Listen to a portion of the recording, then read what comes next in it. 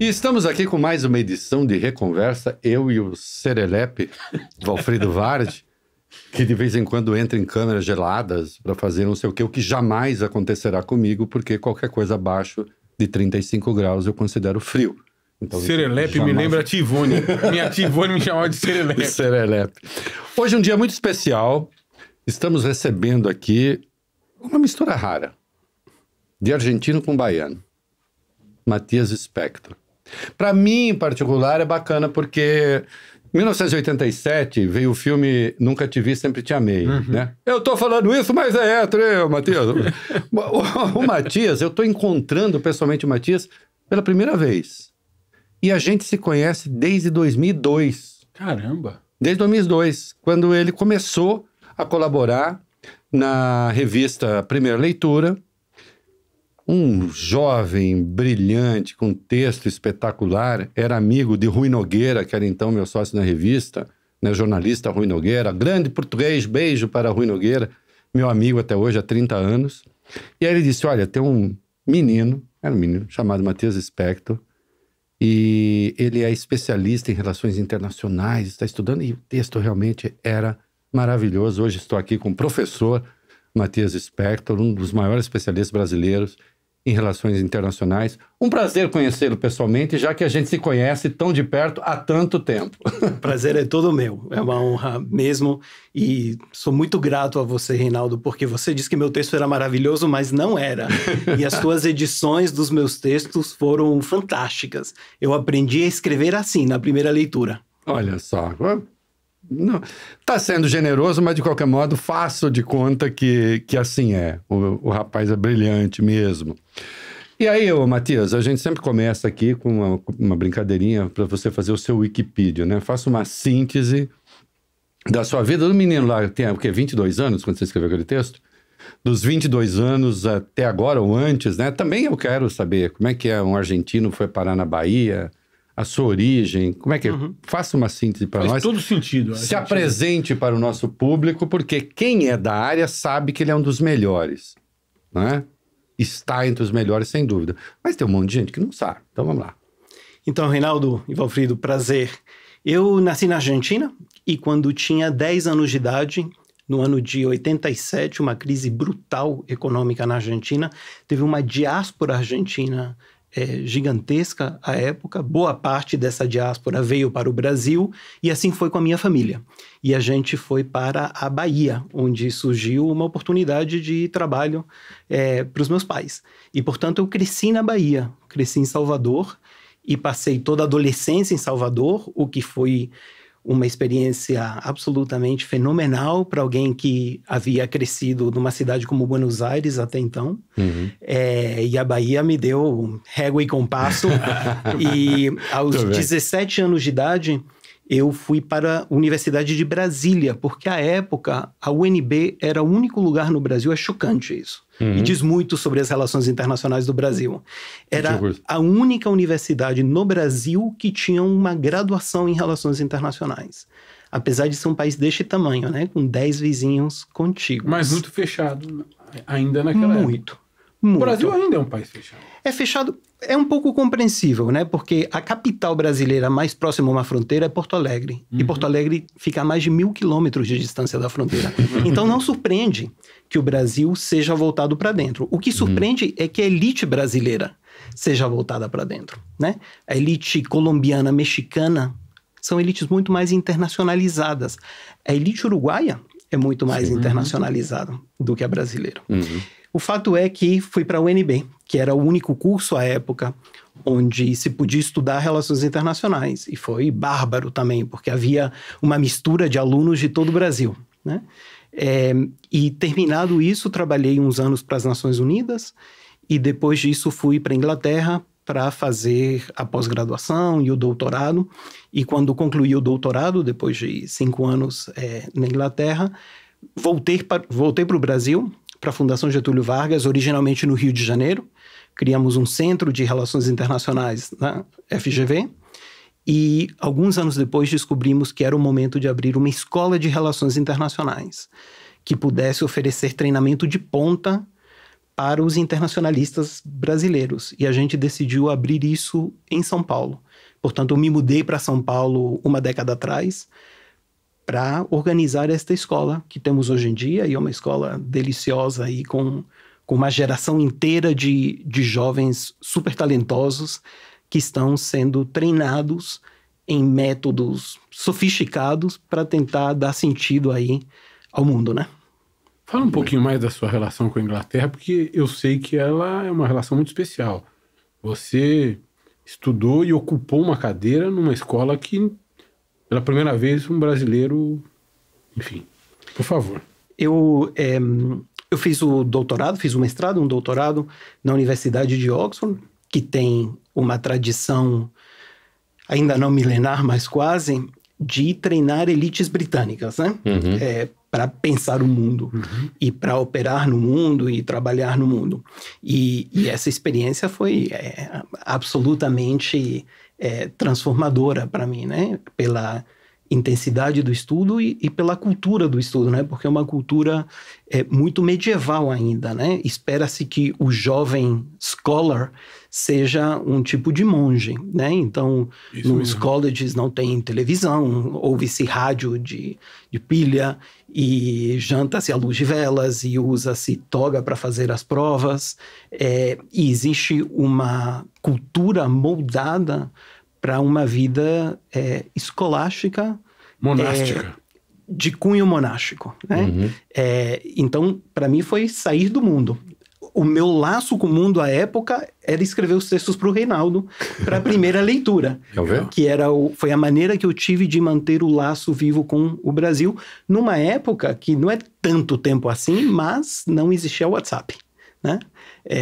Então, foi bárbaro. E depois, ao longo dos anos, eu continuei voltando. O episódio que você se refere à Cátedra Rio Branco, em King's College, que eu tive o prazer de... Explica um pouco como essa cátedra... Desculpa te interromper, mas eu li a sua biografia e fiquei curioso. O Brasil, com Oxford, criaram uma cátedra Rio Branco. Como é isso? A Universidade de Oxford teve um grande centro de estudos brasileiros durante muitos anos, liderado por um sujeito fantástico, um historiador do Brasil e da América Latina chamado Leslie Bethel. E este centro foi bárbaro e durou durante uma década, um pouco mais. E depois, por a estupidez dos homens, o centro foi fechado. Ele acabou, basicamente. E, naquele momento, King's College, em Londres, decidiu criar um centro de estudos brasileiros, que virou e é, hoje em dia, o principal centro de estudos brasileiros na Inglaterra. E, nesse contexto, eles decidiram criar uma coisa chamada Cátedra Rio Branco, que é uma cátedra de 1 ano na qual você se dedica a estudar e a produzir um livro. E eu tive a sorte de ser o catedrático inaugural Número 1 dessa cátedra. E foi bárbaro. Não foi sorte, um prazer. Né? Não foi, claro que foi não. Talento. Teve muita sorte, teve muita sorte. Eu fiquei curioso com um dado aí. Essa existência monástica voltada para o estudo, à luz de velas, não ter televisão, não ter... Isso funciona? Eu, pessoalmente, acho que funciona muito. Um dos maiores males que a gente enfrenta hoje, e eu sou professor universitário, posso lhe dizer, é a incapacidade da gente manter a atenção sustentada em uma só coisa. Isso é devastador, eu acho. É devastador em qualquer idade, mas é particularmente devastador quando você está no seu processo de formação. A gente não tem paciência, né, para ler e para escrever. E o fato é que ler e escrever são centrais para a capacidade de concatenar ideias. Então, se você atrapalha esse processo, e, portanto, Reinaldo, a minha dica para os meus alunos é sempre estudar fazendo sessões nas quais o celular não é que fica desligado, fica em outro cômodo. E se você precisa checar o celular a cada 30 minutos, você coloca um despertador e a cada 30 minutos você se levanta, vai lá e checa. Mas não estude com o celular ao lado, porque é muito difícil.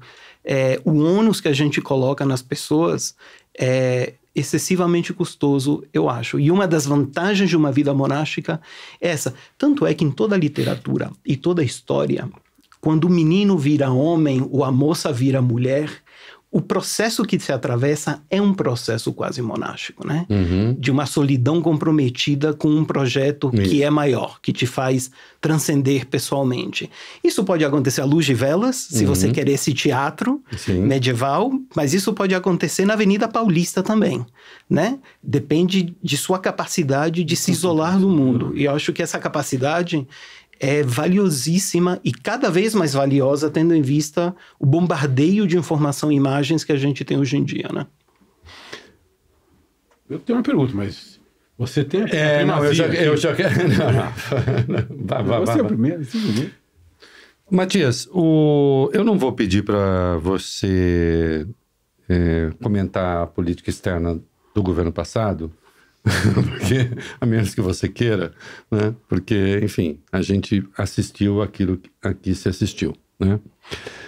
Hoje, uma das críticas que se fazem ao governo Lula e à política externa é que ela voltou, de algum modo, a ser esse diálogo sul-sul que seria improdutivo, que o Brasil, então, estaria com uma perspectiva velha, que o presidente Lula tenta recuperar um protagonismo que a essa altura se mostra impossível, e que se retoma um projeto que já se mostrou, enfim, um insucesso.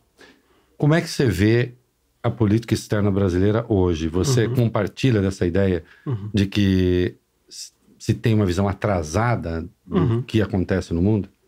Muito interessante. Então, deixa eu começar falando do governo passado. Sim. Uma das muitas tragédias do bolsonarismo foi que o bolsonarismo conseguiu eliminar a reflexão sofisticada sobre política internacional na direita brasileira. A direita brasileira tinha uma visão de mundo. E essa visão de mundo foi construída desde o processo de transição para a democracia, com relativo êxito. A gente pode questionar os princípios básicos dessa concepção do mundo, mas havia uma concepção do mundo que, em várias instâncias, serviu bem ao Brasil. Não perca o fio, por favor, mas eu quero dizer uma coisa aqui. Uma das tragédias do bolsonarismo foi ter acabado com a direita democrática. Isso, sem dúvida. Não temos mais direita democrática. Acabou. Foi uma das tragédias. Eles conseguiram isso também nas relações internacionais. Fecho parênteses. Portanto, o debate ficou enormemente empobrecido. Porque quando você olha para a direita hoje, qual é a visão de mundo e qual é a alternativa a esta crítica do Sul-Sul? O fato é que não há nada, né? Há alguma proposição genérica de que o Brasil não deveria estar tão vinculado ao chamado Sul Global, deveria se reorientar para se aproximar do Ocidente, mas que diabos isto significa no atual contexto? Não há uma resposta, porque não há um debate. Isto é muito empobrecedor e, portanto, o debate fica dominado pelo governo atual, que tem uma concepção de mundo, que também é criticável, mas eu acho que é criticável não por esse motivo. O problema não é que é uma visão setentista do Sul global e das relações com o Sul, porque essa dicotomia Norte-Sul não faz sentido algum para o Brasil, que é uma sociedade hipercomplexa, muito rica e que depende enormemente do sistema internacional em todas as suas instâncias, né? O objetivo de uma política externa é criar um ambiente internacional em que a sociedade possa prosperar. O Brasil precisa muito do mundo. Qual é a minha crítica à política externa deste governo? É que tem áreas centrais de mudança e transformação que não aparecem na concepção de política externa. Uma delas, o crime organizado transnacional. O crime organizado transnacional não era um problema sério para o Brasil uma geração atrás. Hoje ele é um problema. E é um problema para o povo brasileiro, porque o efeito que ele tem é uma queda na qualidade de vida do eleitor. E se a esquerda não tem uma visão de como encaminhar esse projeto de uma maneira que seja progressista e propositiva, muito mais radical do que qualquer coisa que a gente vê agora, o fato é que a direita nadará de braçada neste tema, que é o tema da segurança pública. Então, o primeiro tema é este que a gente pode conversar. O segundo tema é a revolução tecnológica. A revolução tecnológica que a gente vê hoje com inteligência artificial é igual ou maior do que a revolução industrial. E se vocês se lembram, os sistemas políticos do mundo levaram anos para dar conta politicamente e diplomaticamente dos efeitos da revolução industrial. A gente hoje está vivendo essa revolução tecnológica, com imbricações em como a gente vai viver, como vai se governar, como é que você faz saúde pública, como você faz segurança pública, como você faz política externa. E nessas duas instâncias que são tão centrais, a atual concepção de política externa não tem nada para dizer. Temos muito pouco para dizer também em relação à China. Apesar da ênfase ser na relação Sul-Sul, o Brasil precisa de um investimento chinês, sem dúvida alguma. A China tem crescido fenomenalmente no Brasil. E isso é muito positivo em muitas instâncias. Mas isso também cria uma nova dependência. E a gente precisa ter um debate maduro, não politizado, sobre essa nova dependência. O problema é que a polarização política embarga esse debate. Como o Bolsonaro fez campanha contra a China, foi o único candidato no mundo, em 18, né? Sim. Que tirou uma semana da campanha para ir fazer campanha em Taiwan para provocar os chineses, né? Mobilizou o argumento anti-China com grande êxito. A gente acaba de rodar uma série de surveys, né? Na direita brasileira, o sentimento anti-China é um sentimento que o bolsonarismo conseguiu manipular. Sim. Que é baseado em nada, é baseado em ar, não há evidência. E caiu nos braços dos chineses a despeito de tudo isso. E caiu nos braços dos chineses a despeito de tudo isso, pela força que é a economia chinesa no Brasil. Teve que mandar a ministra Tereza Cristina lá para Exato. tentar consertar os problemas que ele Exato. criava, diga-se de passagem. E, diga-se, pela sofisticação do trabalho da Embaixada da China em Brasília. Sim. Que de todas as embaixadas estrangeiras, a meu ver, é a que melhor opera. Mas isto nos diz algo muito preocupante. Que qualquer debate daqui para frente, sofisticado, sobre o futuro da relação do Brasil com a China, sobre a política do Brasil para a Ásia, que o Brasil não tem essa política, fica embargado porque ele cai nessa polarização peripatética para o debate público, que é, de um lado, o bolsonarismo anti-China, do outro lado, a retranca disso é dizer, vocês nos criticam porque estamos fazendo uma diplomacia altiva, que eleva o sul global. Não são esses os termos do debate. Eu sinto, de modo geral, isso não é da esquerda ou da direita. O debate está pobre, Reinaldo. Sim. E isso é um problema para o Brasil, porque o mundo está mudando de uma maneira muito acelerada. E o risco da gente perder o bonde é enorme. Eu te passo já, mas agora é muito importante. Quem no mundo está entendendo esse novo momento a seu juízo? Olha, o novo governo trabalhista no Reino Unido tem uma concepção dessas transformações que é, a meu ver, muito mais sofisticada do que a gente viu no coração da Europa até agora. Mas sabe quem está vendo de fato isso? A Índia. A reflexão estratégica na Índia é de tirar o chapéu. A Índia, que era um país, muito pouco tempo atrás, muito análogo ao Brasil, e que ainda tem índices sociais terríveis, mas ela está dando pulos, né? Ela está dando saltos. Caminha para ser o quarto PIB daqui a pouco. De ginástica sueca, né? Carpados duplos. Sim. No seu processo de ascensão internacional. E isso é acompanhado pela reflexão estratégica. Então, se você ouve os professores de relações internacionais, os diplomatas, os assessores presidenciais que trabalham com temas internacionais na Índia, é um negócio realmente fenomenal de criatividade diplomática. Outro lugar onde a gente vê muita reflexão importante agora é na Indonésia e nas Filipinas. Porque esses caras estão sendo obrigados pelas transformações pelas quais passa a Ásia a se reorganizarem. Em comparação com essa reflexão, a nossa é muito pífia. É muito pífia na imprensa.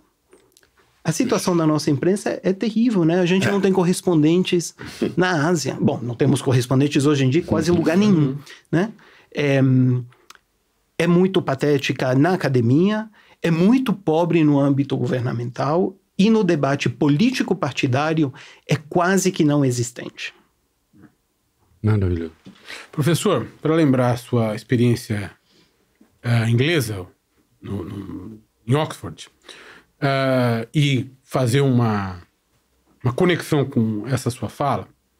Quando a gente remonta à criação da geopolítica, a invenção da geopolítica, na fala inicial do Mackinder para a Real Academia de Geografia Inglesa, na virada do século XIX para o século XX, o interesse do geógrafo barra geopolítico, né, especialista em geopolítica, era a preservação e expansão do Império Britânico. Né? Ele estava olhando para a Rússia e vendo, olha, nós temos que desenvolver não uma frota, nós temos que desenvolver um jeito de penetrar o Heartland por meio de estradas de ferro.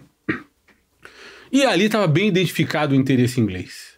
Tudo isso que o senhor diz a respeito da nossa diplomacia, das nossas relações internacionais, não decorre da nossa incapacidade de entender, neste momento, quais são os verdadeiros interesses brasileiros? Nós temos uma dúvida, um non-liquid, sobre que interesses são esses? O que é que o Brasil quer em relação ao mundo? Ótimo, Valfrido, que você traga a geopolítica para cá, né? Sem dúvida. E o problema é um passo atrás, né? A gente nem sequer tem o debate. Porque a gente nunca vai encontrar numa sociedade complexa e diversa como a brasileira um consenso sobre o interesse nacional. Né? Tem interesses desencontrados, porque tem grupos de interesse desencontrados. O que é importante é você ter um debate onde você tem uma pluralidade de ideias e tendo um mercado de ideias rico, as chances de que você acerte é bem maior, né? Claro. O ponto da geopolítica, você trouxe o Mackinder, é o seguinte, é que a sua geografia condiciona aquilo que você pode fazer no mundo. E por isso o debate sobre se é sul-sul ou norte-sul não faz sentido algum. Porque o Brasil tem uma posição geográfica que é muito privilegiada, porque fica longe de grandes conflitos, mas ao mesmo tempo tem dois grandes problemas. Primeiro, a gente fica numa região onde existe uma grande potência regional, que se comporta como tal e se comportará como tal, que são os Estados Unidos. Portanto, a nossa capacidade de fazer uma política externa independente é sempre limitada por essa assimetria de poder brutal que a gente tem em relação aos Estados Unidos e o fato de que estamos onde estamos. Primeiro ponto.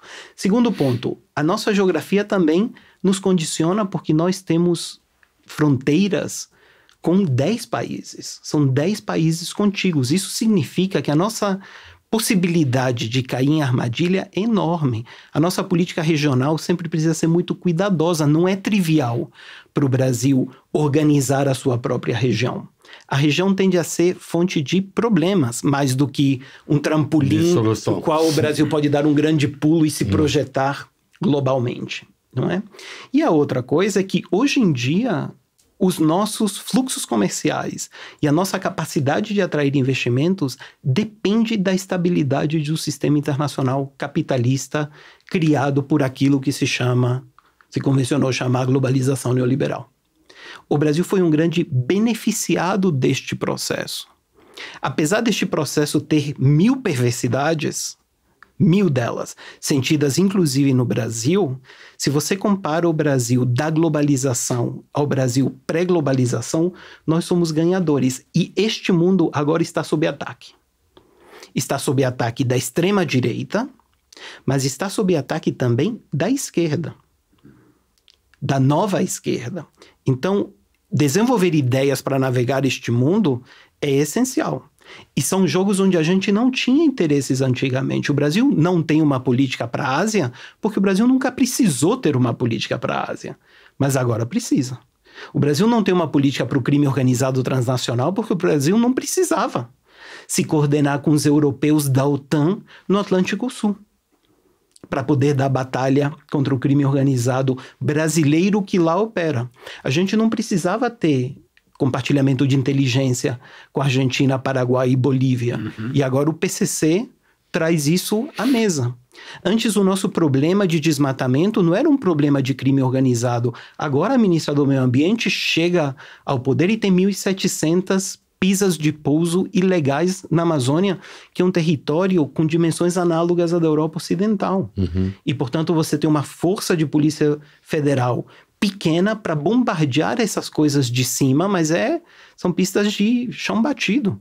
Você bombardeia, 3 dias depois ela está remontada. Então, a natureza do nosso problema geopolítico mudou. E a nossa política externa não acompanha esse processo. E não é porque seja velho, não é porque seja focado em sul-sul, é porque o mundo mudou muito mais rápido do que a capacidade que a gente tem de ter um debate criativo, ambicioso, que possa dar um norte, seja no progressismo brasileiro, seja na direita brasileira. É o debate que está embargado. O Brasil consegue fazer as suas reservas fabulosas no processo de globalização, que lhe dá estabilidade, né? Com a exportação de commodities agrícolas, minerais.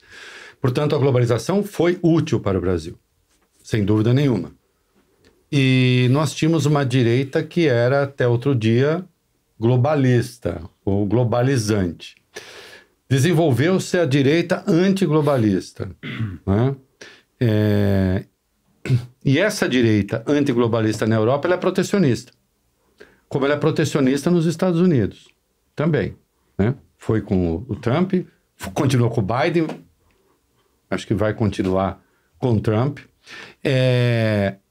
E, portanto, parece que a esquerda não tem uma resposta para isso, mas a direita também não tem uma resposta para isso, né? Existe uma resposta para isso? Qual é? Por exemplo, o que a Índia está pensando? Porque a Índia também é um país protecionista, à sua maneira. À sua maneira, não, completamente protecionista. Completamente. Como é que se sai desse nó no que diz respeito às relações internacionais, se é que é uma saída? Então, eu não tenho a solução, né? Então, muito obrigado. A gente vem aqui, é Argentina, não tem solução nenhuma. Mas o que a gente pode dizer é que não haverá solução que não tenha a Índia à mesa. A pergunta é, tem solução sem o Brasil à mesa? É possível que tenha soluções sem o Brasil à mesa, porque o fato é que a Índia dá de lavada na gente. Então, ou a gente... Só uma coisa, o espaço dos BRICS não tem servido para isso. Não para essa discussão sobre o que fazer com o novo mercantilismo. Tá. Que é essa discussão. Sim. Os BRICS servem para um monte de coisas, traz um monte de vantagens para o Brasil e traz constrangimentos novos para o Brasil, traz problemas para o Brasil também. É que as coisas não são preto no branco, né? Os BRICS trazem coisa boa e trazem coisa ruim. Sim. A globalização traz coisa boa e traz coisa ruim. A arte da diplomacia é saber como operar isso e alavancar isso de um modo a produzir um projeto, seja um projeto conservador para a direita, um projeto progressista para a esquerda, né? Portanto, esse debate precisa ser tido. Agora, Reinaldo, tem uma outra coisa que coincide com a globalização, que é a experiência democrática brasileira. É difícil a gente imaginar a transição para a democracia exitosa que o Brasil fez e produzindo uma democracia que, apesar de jovem, até agora prova ser resiliente, e não é por falta de provas, como a gente acabou de ver. E isto é produto de um sistema internacional que não tolerava o que nos aconteceu durante a Guerra Fria. Sim. Durante a Guerra Fria não conseguimos montar uma democracia que fosse resiliente, não é? Então, várias agendas que são... Ao contrário, a articulação era das ditaduras. Exatamente. Exatamente. Então, a gente precisa ter muito cuidado com a celebração cegueta do colapso deste ordenamento internacional. Não, acho um absurdo, na verdade. Essa celebração é uma celebração... Por mais que a esquerda diga o que quiser, mas me parece que ela é uma celebração reacionária em muitos aspectos, e a gente vê isso na Europa e nos Estados Unidos. E aí tem uma tensão que é muito interessante, né? Porque, de certa maneira, para o Brasil, o cenário ideal é um cenário onde tem muitos centros de poder, né? Onde não é um sistema unipolar, onde somente tem os Estados Unidos como grande potência, década de 90, início da década de 2000, né? É um sistema com muitos centros de poder. No entanto, o que a história mostra é que os sistemas internacionais com muitas grandes potências, com 3 ou mais, são altamente instáveis. Então a pergunta que se coloca é: como é que o Brasil, no século XXI, consegue tocar um projeto progressista que tenha como foco melhorar a qualidade de vida do povo brasileiro, navegando um cenário de competição entre as grandes potências? E isso demandará do Brasil um monte de compromissos que não são facilmente tragáveis. Porque, por um lado, você tem de reconhecer que a Rússia agora é uma potência restaurada. Sim. Mas, por outro lado, o que a Rússia representa não é o que representa a experiência democrática brasileira.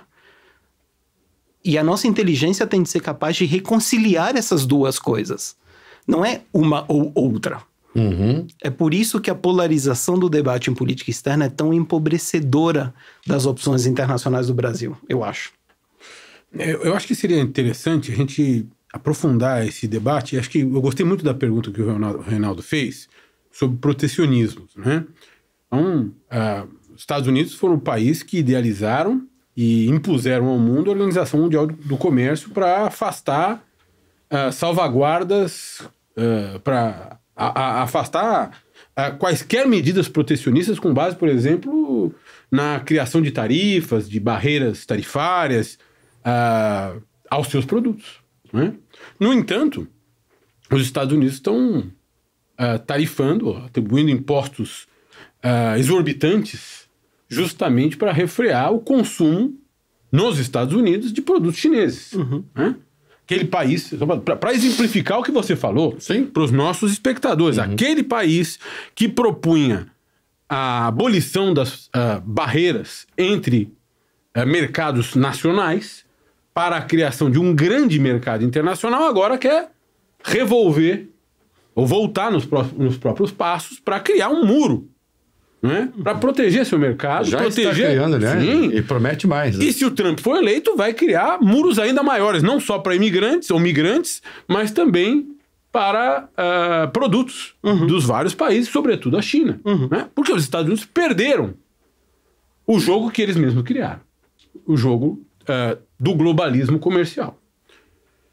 Isso tem um impacto direto no Brasil, porque o Brasil é um provedor de matéria-prima desde os anos 40. Né? O Chomsky dizia, olha, os estrategistas da Casa Branca e do Pentágono pensam para nós, ou pensam para vocês brasileiros, que sejam para sempre provedores de matéria-prima. Isso.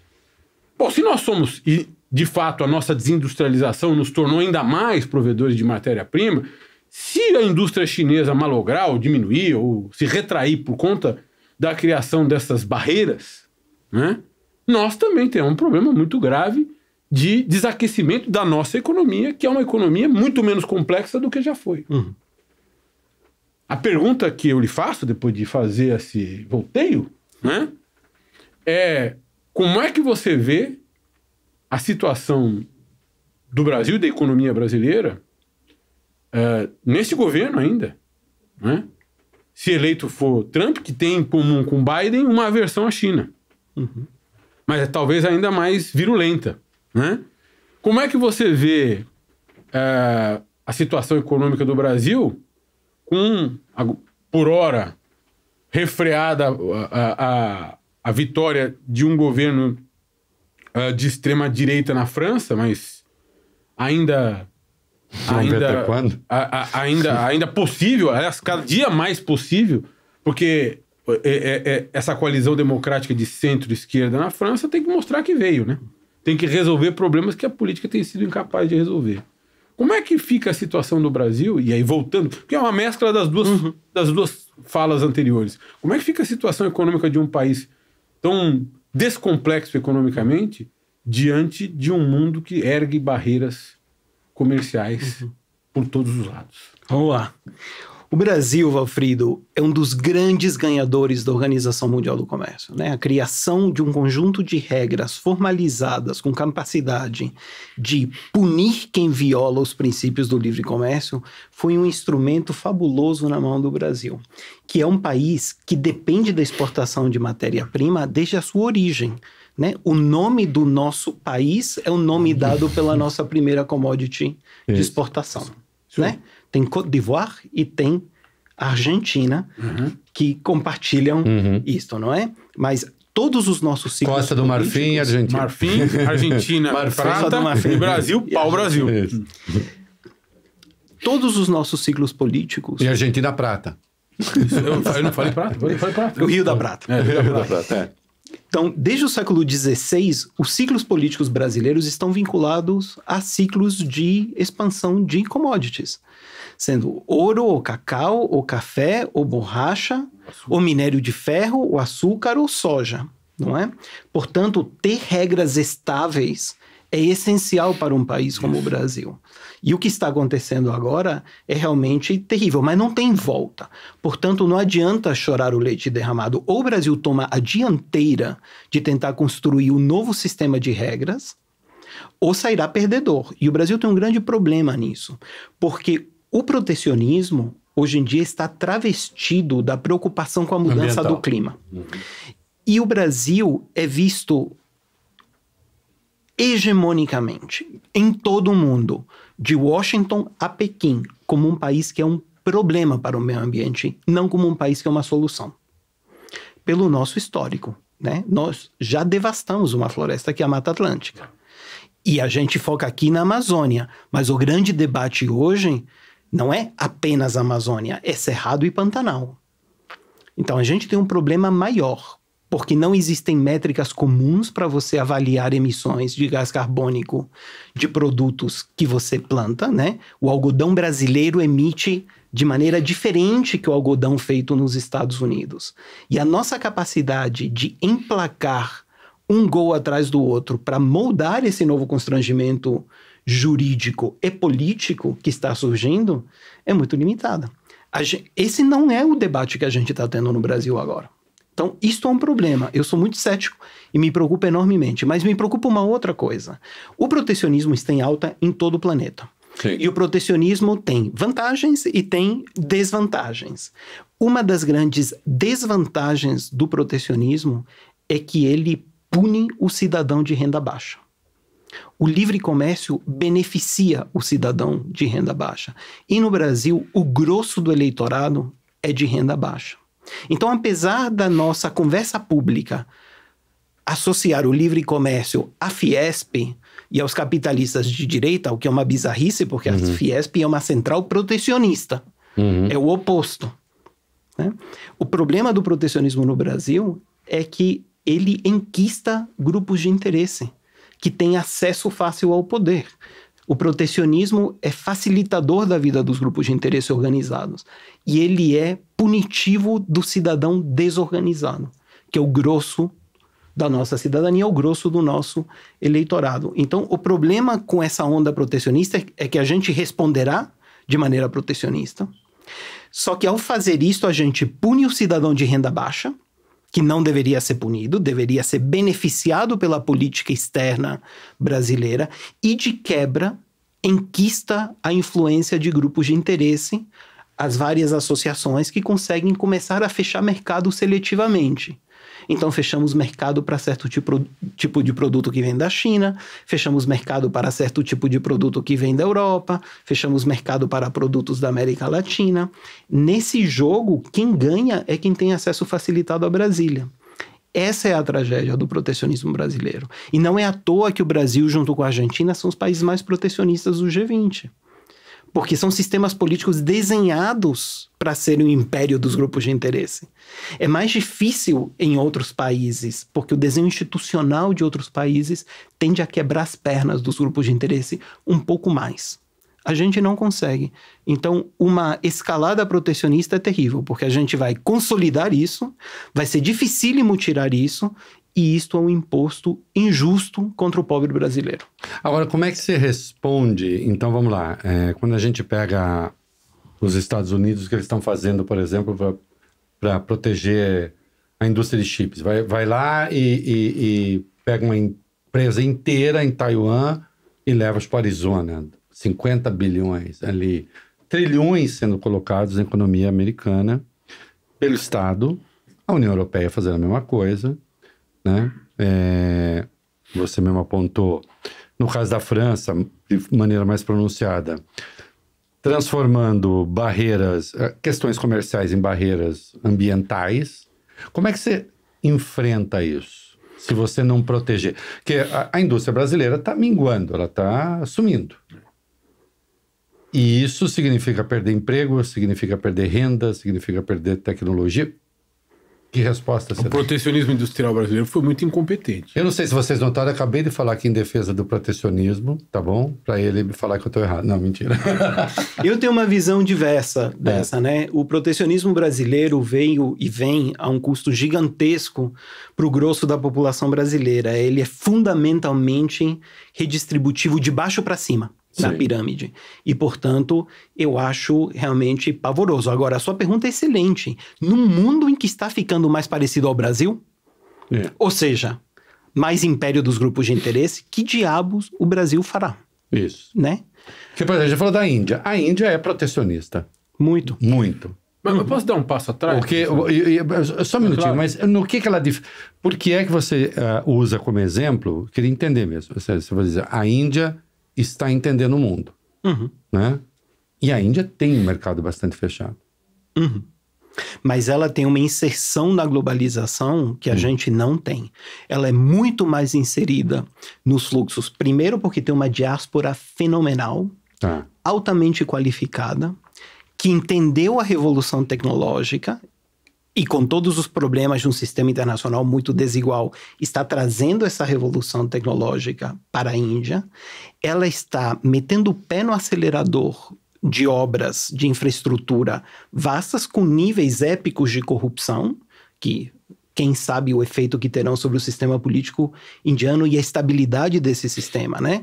Com grandes questionamentos sobre a resiliência da democracia indiana daqui para frente. Que tem um né? autoritário no poder. Exatamente. Né? Ou seja, nesse sentido, o Modi é o oposto do Lula, né? São dois líderes de dois dos principais países do sul global, um de direita, um de esquerda, um que é claramente autocrata e com tendências cada vez mais facilitadas.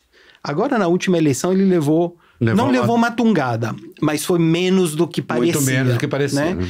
E, portanto, o sistema de pesos e contrapesos da democracia indiana não está morto. Ainda, pelo menos, né? Mas eles estão numa trajetória... É muito difícil você segurar um líder autocrata quando o país cresce a 6% ao ano. Sim. Né? E quando consegue virar a menina dos olhos do Ocidente. Porque agora que o Ocidente está comprometido com fazer contenção geopolítica da China, a Índia é o parceiro natural para fazer esse esforço. Então, estamos vendo coisas impensáveis há pouco tempo, que são acordos militares entre Estados Unidos e Índia, que historicamente tinham uma relação péssima entre si, muito pior do que a relação entre o Brasil e os Estados Unidos. No quesito comercial, a Índia sempre foi protecionista, é um sistema político desenhado para grupos de interesse, Isso. tanto é que um país rico em que a vasta maioria da população é pobre. Análogo ao Brasil, país rico, onde mais da metade da população não tem acesso à água tratada em casa. Sim. Né? Coisas difíceis de compreender, a não ser que você tenha um sistema político que é o império dos grupos de interesse que conseguem ganhar nacos do orçamento público para si, pouca resposta às demandas do eleitor. Então, Matias, mas aí como é que a gente se coloca nesse... Não, e meu ponto, não teria uma necessária distinção entre uma política de compadrio, que é claramente aquilo que o senhor se refere quando fala de protecionismo no Brasil, talvez na Índia também, a diferença de um protecionismo de Estado, ou seja, aquele que é concebido por tecnocratas no contexto de uma política de Estado. Quer dizer, muito menos infiltrada por interesses pontuais, muito menos sujeita a capturas de grupos de pressão. Entendi. Eu acho que tem duas coisas diferentes. Uma coisa é o sujeito lá que financia uma campanha ou que dá um dinheiro por debaixo da cobra, subreptício, para esse ou para aquele agente público e que se faz prevalecer numa disputa. E é protegido por conta dessa troca, desse toma lá da cá. Diferente de um país como os Estados Unidos, em que muitas vezes você tem uma estrutura de Estado concebida para prevalecer na disputa comercial com outros países. Mas eu não conheço, teoricamente sim, Valfrido, mas eu não conheço exemplo empírico de protecionismo de Estado que não seja dominado por grupos de interesse. O chinês. o chinês. Mas o sistema político chinês longe está de ser um sistema político com seleção competitiva de lideranças. E, portanto, o compadrio na China é a tônica dominante. O enriquecimento ilícito de lideranças chinesas com atividade econômica é a tônica do desenvolvimento chinês. Mas as empresas chinesas são competitivas. Não fossem, a China não cresceria 10%. Porque o dinheiro não é furado, professor. O dinheiro vem de outros países. Ela certamente é competitiva, embora a competitividade dela tenha mudado pela mudança na estrutura das cadeias globais de valor. Tanto é que os problemas que a China enfrenta hoje em dia têm a ver com isto. Eu não estou negando que você possa fazer protecionismo e crescer. Certamente pode. A pergunta é, a que custo? E em que tipo de sistema político? Nos Estados Unidos, a experiência protecionista também é a experiência dos grupos de interesse enquistados e de redistribuição de renda do cidadão pobre para o cidadão rico. Outra coisa diferente é o Estado como agente estratégico, né? Que é o Estado capaz de orientar investimentos em áreas onde o setor privado não investiria e fazem apostas corretas. Mas não é bem isso que nós estamos fazendo, né? Aqui. A nossa experiência democrática aqui não é de fazer essas apostas exitosas para a gente entrar no mundo onde as cadeias globais de valor são o que são hoje em dia, né? Nós não temos essa experiência, me parece, hoje, empírica. E, portanto, a nossa entrada neste mundo é uma entrada complicada, porque a gente arcará com um custo enorme do crescimento do protecionismo. A gente responderá isto com protecionismo brasileiro, com o sistema político que a gente tem. E o meu medo é que isto é não só punitivo do cidadão de renda baixa, mas é pró-inflacionário também, que também é um imposto sobre o cidadão de renda baixa.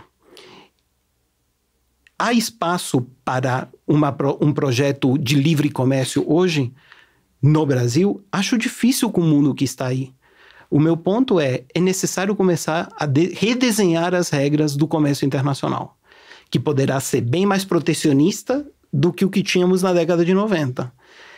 Estar presente nesse lugar significa poder lidar de maneira direta com o desafio ambiental e com a revolução tecnológica da inteligência artificial. E não é nesse lugar que a gente está agora. Entendi. Você está dizendo o seguinte, fazer uma política industrial à moda antiga... Já sabemos no que dá. Já sabemos o que dá. Embora outros estejam fazendo. É aí que, para mim, fica outros estão espaço, fazendo. Fica um espaço assim, mas se outros estão fazendo, a gente faz o quê? A gente vai de peito aberto onde os outros não vão, porque é que a gente não vai quebrar a cara ainda mais, que a nossa indústria hoje é o quê? 12% do PIB? Por aí? Mas isso não necessariamente... Mas o que você está dizendo, em todo caso, é que existe uma outra área em que a gente pode ter um investimento estratégico, o Estado orientar o investimento, que não resulta em protecionismo. Você pode ter, certamente. E a indústria verde é o quê? Certamente indústria verde, onde temos uma oportunidade única que a gente não está explorando. Mas não é só uma oportunidade. Se a gente não correr atrás da indústria verde, a gente será muito punido pelo sistema internacional. Será punido pelas grandes potências, porque cada vez mais há menos espaço para um padrão de comércio internacional de commodities no padrão daquilo que a gente tem. E mudar é muito difícil. Mas o meu ponto é muito mais básico do que este, né?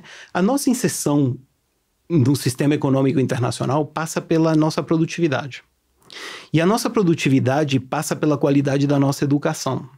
E ao contrário da China e ao contrário da Índia, a nossa capacidade de transformar o nosso ambiente educacional é mínima. Se vocês olham para o orçamento brasileiro em educação, da redemocratização para cá, ele é uma curva ascendente muito inclinada. Sim. Mas se vocês olham para a nossa performance no exame PISA, que é o Exame Internacional em Educação, a nossa linha é absolutamente achatada. A gente jorra dinheiro em educação e não consegue tirar resultados disso, por problemas de desenho institucional do nosso sistema político. É isso que assegura para a gente a sobrevivência num sistema internacional hipercompetitivo. Você pode ter o Estado guiando o investimento, e a gente tem uma máquina fenomenal que é o BNDES para fazer isso. Mas isso não se confunde com o protecionismo. O protecionismo é outra coisa, né? O protecionismo é assegurar certas boquinhas para grupos de interesse organizados com influência em Brasília que conseguem fechar mercado para se proteger. Entre sofrer porque a indústria brasileira é 11% do PIB e focar em ganhos de produtividade, e aí se a gente conseguir fazer produto industrial que a gente faça, e se a gente não conseguir, vamos fazer os produtos que a gente consegue fazer com grande vantagem comparativa em relação ao mundo. Esse é o debate, né? É como a gente faz para contribuir para a melhoria da qualidade de vida do grosso da nossa população.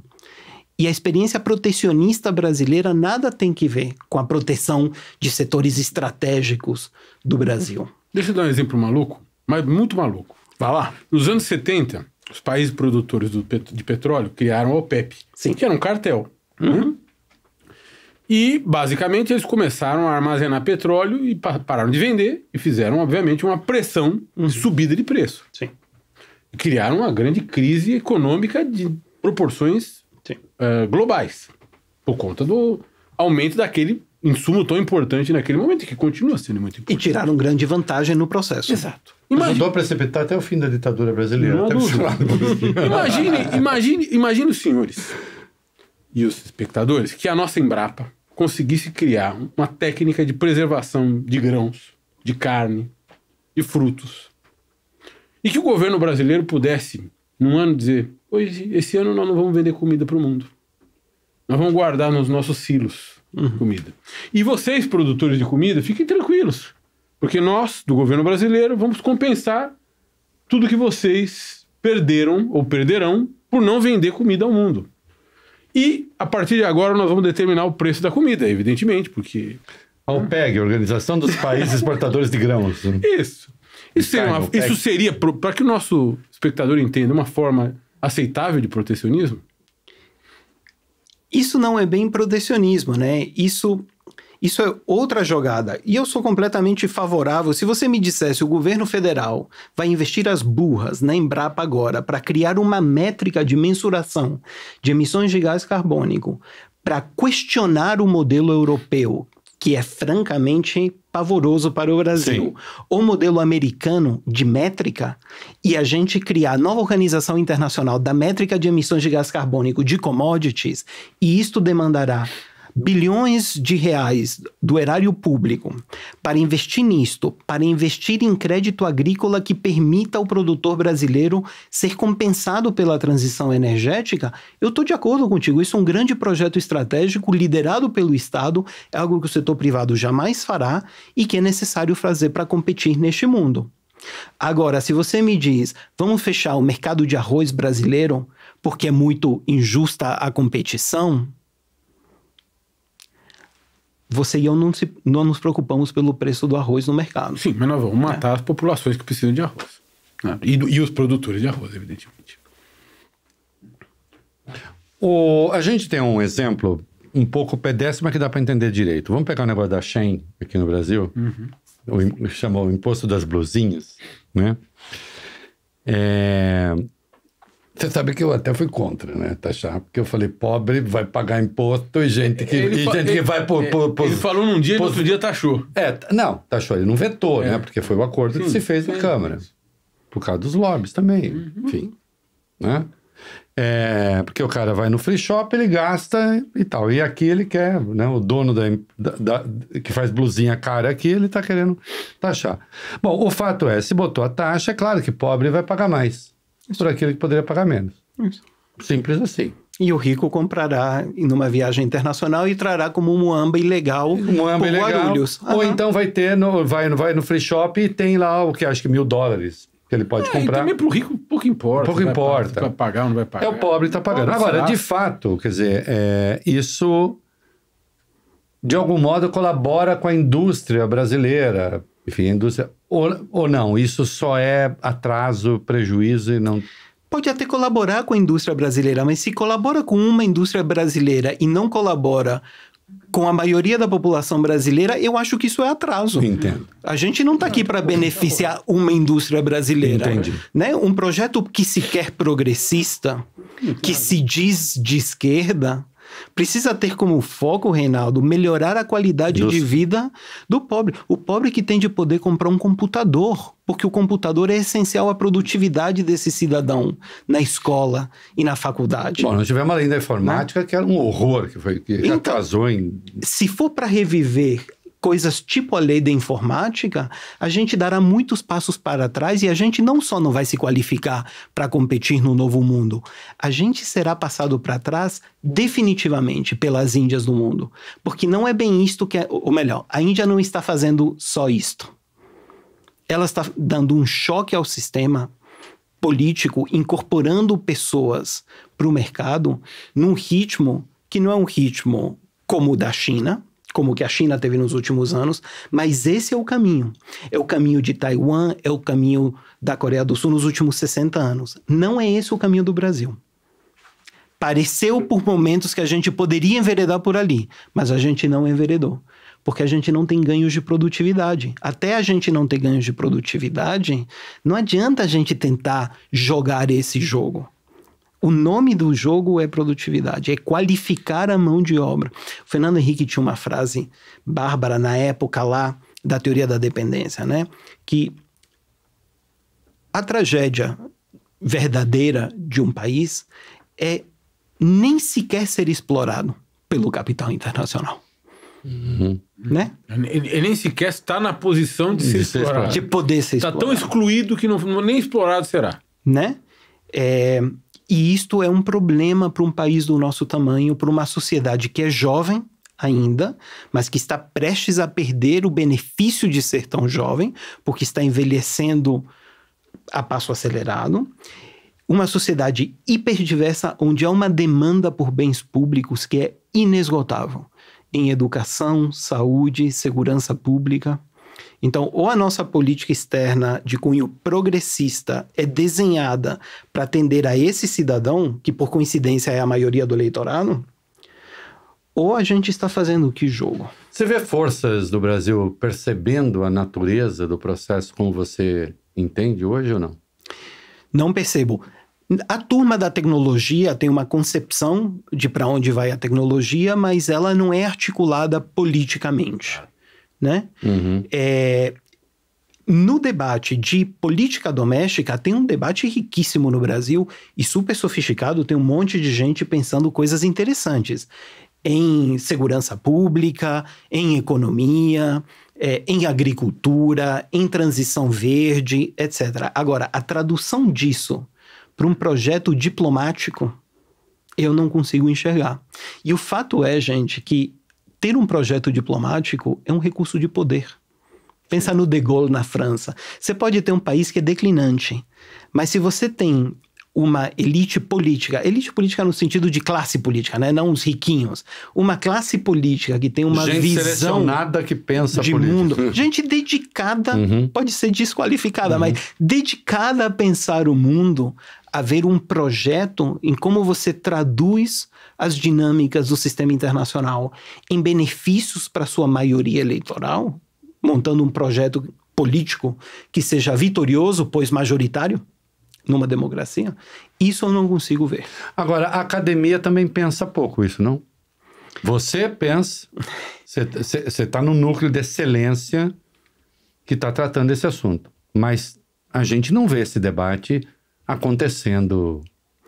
Não é o pelo menos não aparece na imprensa. Não é o debate sobre política externa brasileira. Sim. Né? O debate ainda está muito calcado, de maneira compreensível, né, no que é a cisão entre o que foi a experiência bolsonarista de diplomacia, um completo e absoluto desastre, e o que é o projeto que vingou no Brasil desses últimos 20 anos, que é o projeto muito criado pelo Lula, muito centrado na relação muito próxima, né, intelectual, do presidente Lula com o seu assessor presidencial, hoje em dia, ex-ministro da Defesa, ex-ministro das Relações Exteriores, o Celso Amorim, e com o Marco Aurélio Garcia.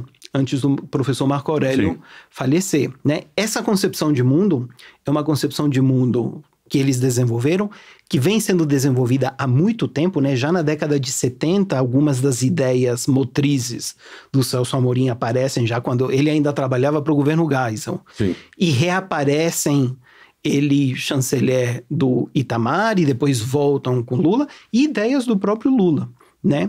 Mas essas ideias, essa concepção de mundo, é uma concepção de mundo que pode trazer um monte de coisas para o Brasil, mas não é o debate sobre os próximos 30 anos.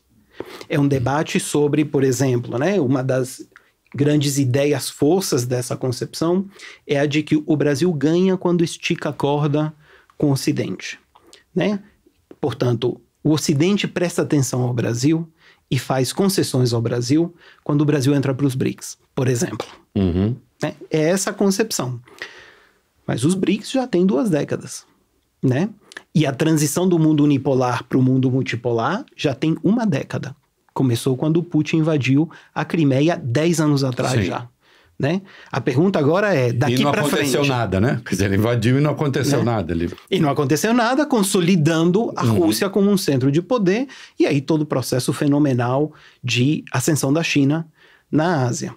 Mas a pergunta que se coloca para o Brasil agora é, diante deste mundo que agora é multipolar e que, portanto, será amplamente instável, o que a gente faz?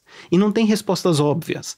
Porque um dos grandes pleitos brasileiros, justíssimos, que é uma reforma do Conselho de Segurança das Nações Unidas, o principal óbice a essa reforma hoje não é o Ocidente, é a China. Então não tem alinhamentos óbvios para o Brasil. Os chineses jogam duro com o Brasil. Claro. Eles têm uma superoperação. No período do impeachment da Dilma, a embaixada chinesa foi a única capaz de dialogar com Temer e dialogar com a Dilma ao mesmo tempo. E emplacar todas. Conseguiu levar todas. E quando senta para conversar com o Brasil, fala de cima para baixo. As conversas nos BRICS são roteirizadas. Elas não são um ambiente no qual a gente chega para negociar e os chineses nos tratam como iguais. Isto não significa que a gente, então, deva abandonar a diplomacia com a China e fazer alinhamento aos Estados Unidos, que não existe essa proposição. Isso não é uma proposição viável para o Brasil. O ponto é que no mundo que é multipolar e que é muito instável, a gente precisa triplicar o esforço em diplomacia. A nossa presença nas Nações Unidas é tímida. Devíamos ter muito mais diplomata nas Nações Unidas, em todos os foros internacionais. Devíamos ter uma política para a Ásia. Não uma política para a China apenas, uma política para a Ásia. Deveríamos ter capacidade de entrar na China. Você acha que o Brasil está com uma diplomacia, então, que de algum modo está presa à ideia de uma unipolaridade que já não existe mais? Não isso, mas é uma diplomacia que tem poucos recursos, tem poucos diplomatas, tem pouco dinheiro para fazer coisas e que, sobretudo, não tem uma concepção de mundo de como lidar com as grandes revoluções que estamos vivendo agora, que é a mudança da polaridade para um mundo que é multipolar e que não será estável por obra e graça de Deus. Ele precisa ser estabilizado e ninguém sabe como. Esse é o desafio da nossa era. O desafio do crime organizado transnacional, para o qual a nossa diplomacia não tem nenhuma resposta. As iniciativas que houve até agora foram todas pífias. Estamos numa situação com relacionamento péssimo com os nossos vizinhos sul-americanos. É difícil encontrar um período na nova república em que a posição regional do Brasil esteja tão ruim. Porque temos um governo de esquerda no Brasil que não consegue construir um projeto comum com as esquerdas sul-americanas, nem com a chilena, nem com a colombiana, nem com a boliviana. Temos um fenômeno da extrema-direita agora na América do Sul, sim, que levou a relação Brasil-Argentina, que é o pilar da nossa inserção regional, ao ponto mais baixo em uma geração, neste momento. Levamos uma tungada do regime venezuelano, quando nos levaram a Barbados, entramos em Barbados, demos apoio em Barbados ao que seria um processo mínimo negociado de transição e o Maduro passou o pé. Passou o pé em todo mundo? Passou a perna no Brasil e a gente ficou a ver navios, não temos nenhuma concepção do que fazer ali, né? E terminamos na posição lamentável de ter de dizer, muito bem, acreditamos que você é uma experiência democrática em público. A situação é muito complicada. E para esses grandes temas, a gente não tem uma reflexão viva no debate público. Eu acredito que também não tem dentro dos gabinetes.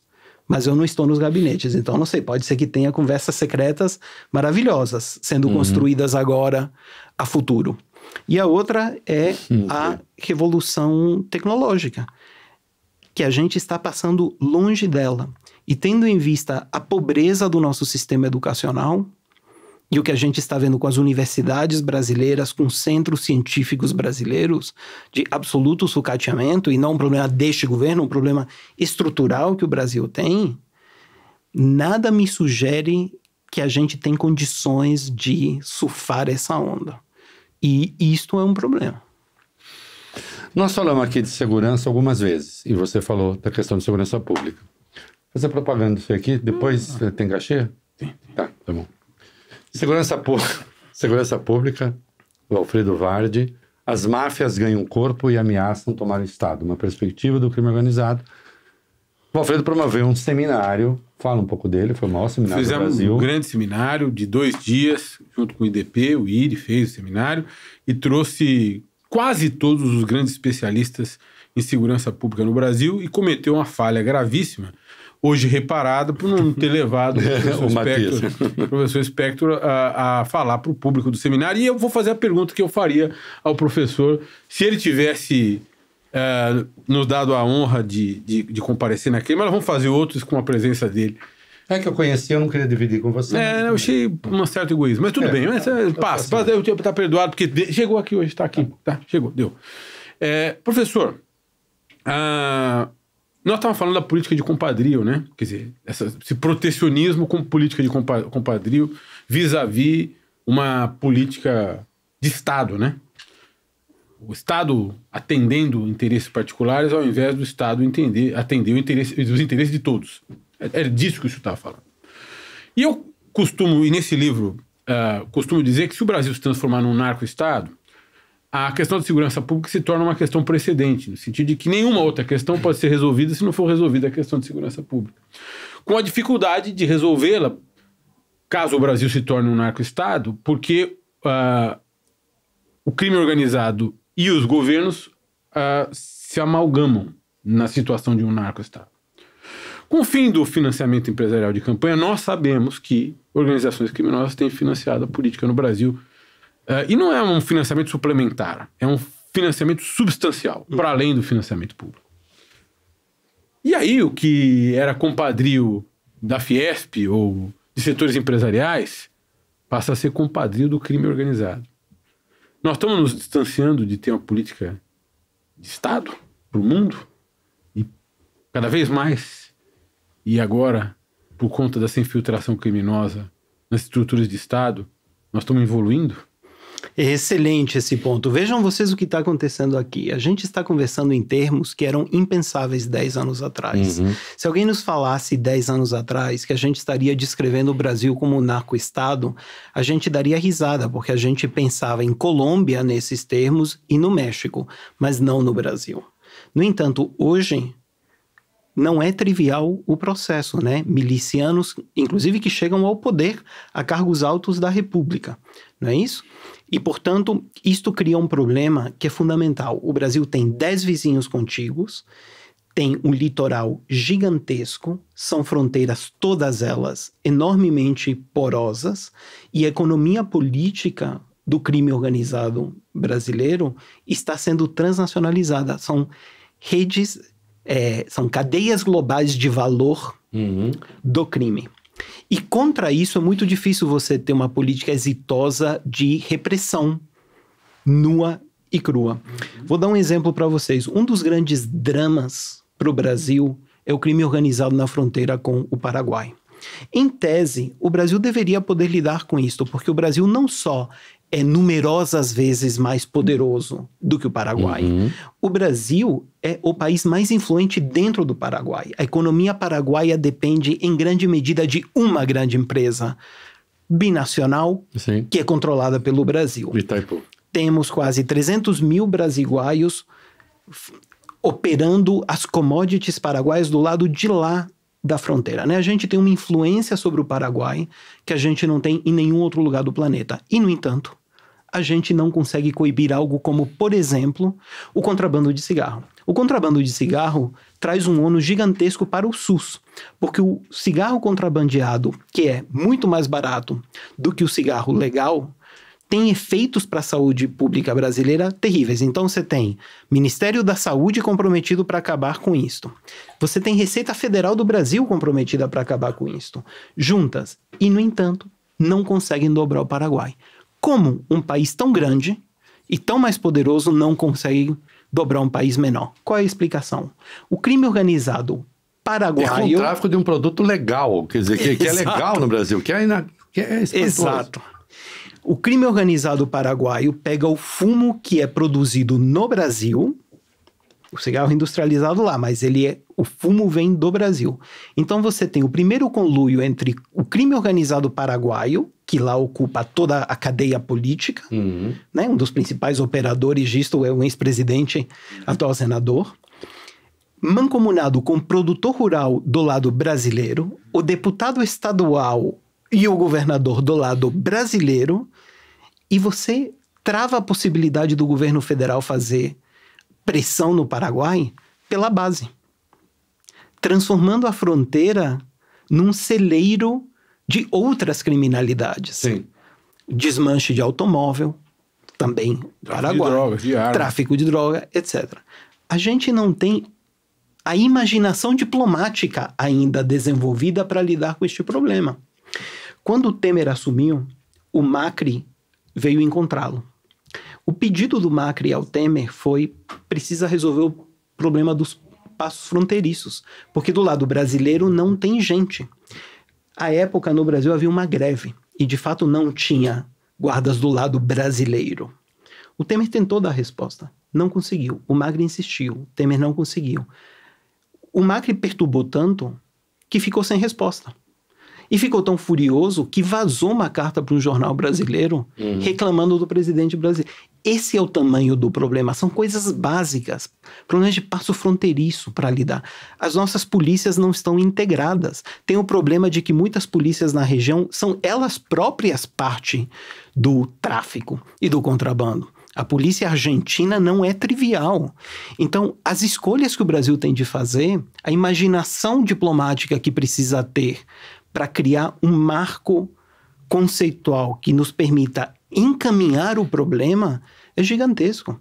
A gente tem um problema histórico de cooperação com a OTAN. O Brasil não gosta da OTAN operando no Atlântico, sobretudo no Atlântico Sul. No entanto, como é que você faz com a projeção atlântica do PCC hoje? Que chega tanto no Golfo da Guiné quanto na costa da Europa, com um efeito terrível do lado brasileiro, porque toda essa economia do crime se reverbera nos índices vergonhosos que nós temos. Temos algumas das cidades mais violentas do planeta. Temos um número de mortes por arma de fogo no Brasil que supera Iraque, Afeganistão e Síria juntos em alguns anos. Não é para a gente ter uma situação dessa, que é uma situação que, como nós sabemos, aflige sobretudo o grosso do eleitorado, que é o cidadão de baixa renda no Brasil. Os mais pobres. E não se tem uma resposta política para isso. O Brasil não tem. O Brasil não tem uma resposta política. Porque também não tem uma ideia de como encaminhar, que não é trivial. Não é trivial você fazer, a Polícia Federal do Brasil fazer uma parceria com a Polícia Federal de países da nossa vizinhança. Porque você não sabe se você não está entregando ouro ao bandido. Mas qual é a alternativa? Você precisa criar inteligência comum, você precisa operar em conjunto. Você não precisa ser a Europol, mas você precisa ter uma estrutura básica. Mas enquanto isso a gente está discutindo se nossa agência de inteligência faz escuta ilegal dos opositores de um presidente, entendeu? A gente está muito longe de começar a encaminhar o nosso problema diplomático do século XXI, né? De uma diplomacia para o tempo presente e para o tempo futuro. Que a gente não vai escolher entre Estados Unidos e China, é óbvio. Nem querendo, o Bolsonaro tentou. Nem querendo você consegue. O Brasil não comporta esse apequenamento. Né? É daqui para frente que a gente precisa pensar. Você acha que há um problema de natureza ideológica também das esquerdas em resistir a tratar a questão da violência? Ou já não chega mais a ser isso? Eu acho que a questão da violência urbana e da segurança do cidadão se impõe, né? E crescentemente vai se impor. Se a esquerda demora mais ou menos, pode ser, é possível que tenha. Mas eu gostaria de crer que na área internacional, na área da diplomacia, não teria de haver uma resistência de natureza ideológica a encaminhar o debate, né? Os 3 principais portos de escoamento de cocaína da América do Sul hoje ficam no Brasil. Os 3. A gente cresceu num mundo em que era o litoral do Pacífico que exportava cocaína, né? Era a Colômbia, era o Peru. Agora é do lado daqui. Então... Sem que a gente produza cocaína. O que contribui para este fenômeno tremendo que a rota das drogas espalha destruição da qualidade de vida do cidadão brasileiro da fronteira para dentro, num país que é realmente gigantesco, né? Quando você vê os mapas da violência vinculada ao tráfico de drogas, é terrível, né? Porque você está vendo cidades do interior que até não muito tempo atrás eram relativamente seguras quando comparadas com uma grande capital, onde essa sensação de segurança está em franco declínio. E se isso não é entregar o ouro para um projeto autoritário, mão dura, cegueta, não baseado em evidências para combater o crime, o que é? Porque aí a extrema-direita vem com a resposta nada de braçada para o problema difícil. Nada de braçada. Com uma política que não tem base em evidência empírica, que não foi testada, que não vai resolver o problema, mas que vai garantir um ambiente de medo onde você tem um celeiro perfeito para ameaçar a democracia tranquilamente, de maneira impune. E frequentemente associado, inclusive, a criminosos como as milícias, por exemplo. Porque um policial que mata uma vez, 2 vezes, 3 vezes, 4 vezes por Estado, decide matar por si. E, obviamente, no contexto do crime organizado. Professor, vamos voltar um pouquinho para a geopolítica. O senador por Ohio, DJ Vance, acaba de ser escolhido. Achei interessante isso, né? Escolhido por Donald Trump.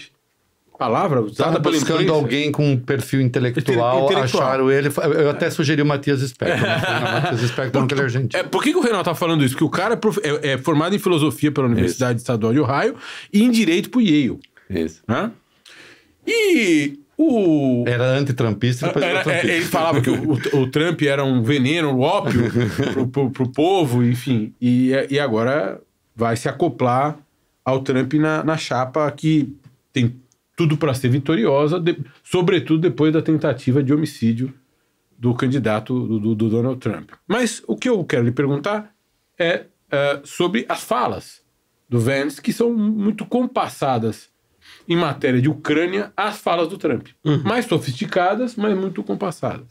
O Vance diz, em matéria de guerra da Ucrânia, que os Estados Unidos têm que deixar de financiar a Ucrânia e que a Ucrânia tem de ceder um pedaço do seu território à Rússia. Mas se diz com nenhum prurido. Se o Trump, às vezes, não é tão claro, o seu vice é absolutamente claro. Só um parênteses, né? O Trump já disse assim, os europeus vão ter que dividir com a gente o custo, porque eu tô cansado de pagar sozinho, porque ele já tá até falando também. O Trump vai na parte econômica, os americanos entendem muito bem, olha, isso sai do imposto do contribuinte, pago pelo contribuinte americano. O Vance, ele foi... os ucranianos vão ter que ceder um pedaço do seu território para a Rússia. Isso aí, na disputa de poder ali. E nós temos que parar de financiar isso, que não é da nossa conta. Se esses caras forem eleitos, como parece que serão, Hoje, né? Parece. Pode ser que a gente... Não estou fazendo um vaticínio. Estou simplesmente... né? Fazendo uma... Eu vou chegar lá. Desculpa. Enfim. Agora, o que acontece se acaba a guerra da Ucrânia? Como é que fica o mundo? Spector é ucraniano, né? Não? Sim, o inimigo do 007. Meus bisavós são ucranianos, da região de Odessa. É um excelente ponto, né? Então, a pergunta que você está fazendo é o que acontece num cenário em que o Trump ganha, né? A primeira coisa... Ou melhor, mas desculpa só te interromper. Num cenário em que o Trump ganha e a Rússia ganha. Isso. Perfeito. O Trump já sinalizou, como você bem falou, que ele reconheceria que a Ucrânia é parte de uma esfera de influência russa. E isso faz parte de uma concepção que o Trump tem do mundo, de que ele não deve gastar esforço com a proteção da Europa do Leste, ele tem de se focar na contenção da China na Ásia, que a prioridade é esta. E é uma lógica análoga que ele tem em relação ao Oriente Médio. Não é para a gente ficar gastando energia e recursos, não só materiais, mas espaço mental. Com a Europa do Leste e com o Oriente Médio, o foco precisa ser na competição com a China. Se isto acontecer, tem uma coisa que ficará consagrada, que é que a Rússia é, de fato, uma grande potência restaurada. Porque pode ser mais custoso ou menos custoso para o regime Putin, mas o fato é que ali terá um fait accompli, né? Um fato consumado, de uma solução que terá de ser negociada, na qual a Ucrânia provavelmente levará pior, né? Uma Europa muito fragmentada, muito dividida, incapaz de ela sozinha proteger a Ucrânia, e isto, eu te diria, encontraria eco numa concepção que é comum hoje em dia em Brasília, olhando para aquele conflito, que diz: não há solução sem estar com Putin à mesa. Putin é um jogador com o qual a gente precisa engajar. Depois eu quero te fazer uma pergunta. Isso faz sentido, não faz ou não faz? Nesse cenário, certamente faz sentido. Certamente faz sentido. É reconhecer isto a um custo gigantesco, que é o custo de um princípio caro à diplomacia brasileira, caríssimo à diplomacia... E da construção, da solução pacífica dos conflitos. E que é a não intervenção. Uma vez que você cria um novo regime internacional, onde coisas como a intervenção russa na Ucrânia passam a ser normalizadas, Deus nos acuda. Nós não temos esse problema premente. A gente não tem o bafo da onça no cangote, porque os nossos vizinhos são todos muito fracos, né? A última vez que um vizinho tentou nos atacar, ele era relativamente forte, o Paraguai, e nos custou muito dar batalha, né? A gente quase não levou. Foi necessário montar uma coalizão. Mas não é essa a realidade sul-americana hoje, né? Nós não temos uma ameaça dessa natureza. Mas como princípio basilar das relações internacionais, é péssimo. Mas se consagrará uma visão que é comum em Brasília hoje em dia, que é que não há solução que não passe por ter o Putin à mesa. Putin está aí para ficar, e a Europa terá de se reconciliar com este novo mundo. É uma Europa declinada, né? Enfraquecida diante de uma Rússia fortalecida. E se os Estados Unidos fazem as pazes em Trump com Putin, a Rússia deixa de ser o irmão musculoso da China.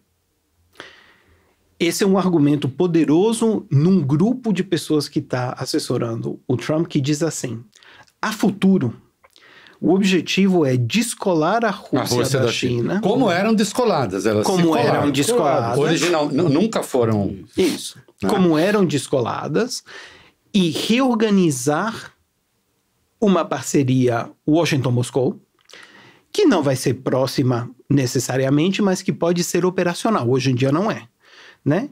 E que possa dar um contrapeso à China. O problema é que para isso ser consagrado, você precisa ter um regime em Moscou que passe a temer a sua dependência da China, que não é a situação hoje. Pode ser nos próximos anos, mas não é a situação hoje. Agora, se isso acontecer, o risco de instabilidade é enorme, porque é enorme o risco de a China reagir. Certamente ela reagirá a isto. É por isso que um sistema onde tem 3 grandes potências tende a ser um sistema mais instável. O Brasil, nesse sentido, justifica bem os BRICS. Porque o que são os BRICS? É a oportunidade que o chefe de governo do Brasil tem de sentar na mesma mesa dos chineses e dos russos. Dos russos. Né? E, portanto, faz absoluto sentido o Brasil estar presente ali.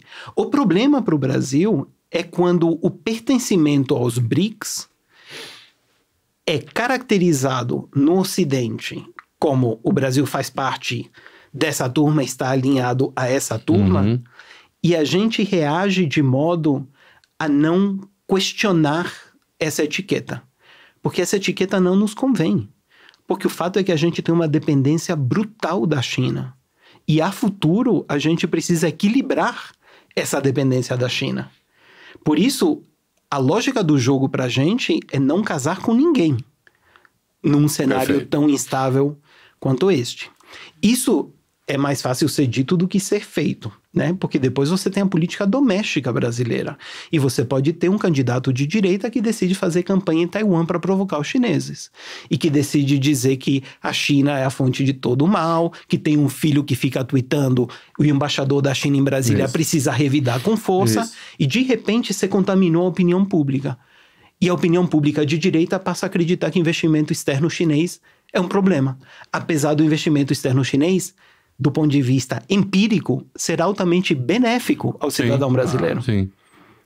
Então, você manter essa política de não casamento com ninguém é muito difícil de manter na prática. Existe uma mitologia na diplomacia brasileira que diz assim, bom, mas essa é a lição que a gente aprendeu do Vargas. O Vargas, no fim da década de 30, início da década de 40, não casou com ninguém.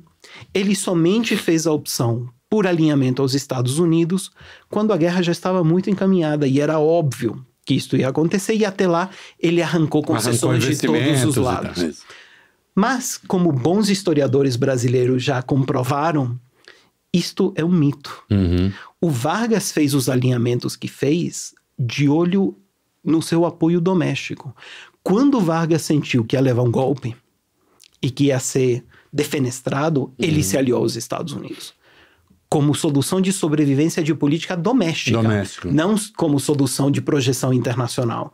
Então, o problema dessa estratégia de você não se alinhar a ninguém é que mantê-la depende de você ter um governo que consegue manter o debate de política externa longe do que é o embate ideologizado, polarizado da política doméstica.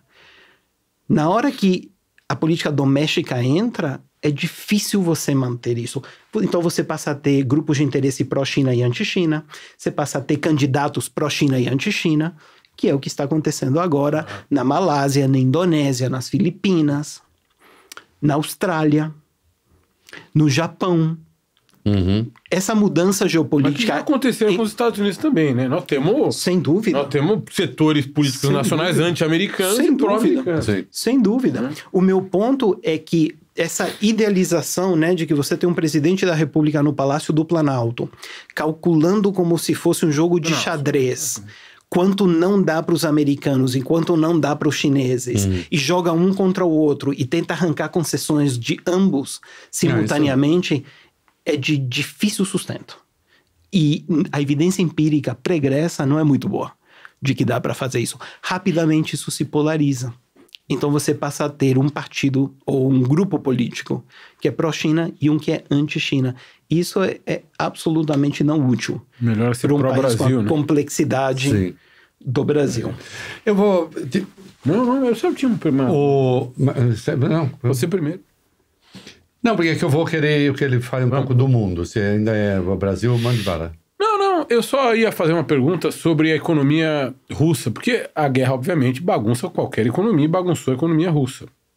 Bagunçou a economia de países europeus também, como a Alemanha, sobretudo na transição energética, por conta da falta do gás russo.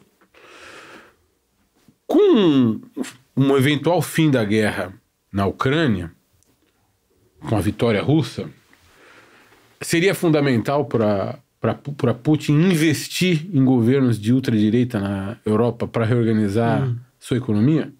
Só essa pergunta simples. Interessante. Simples.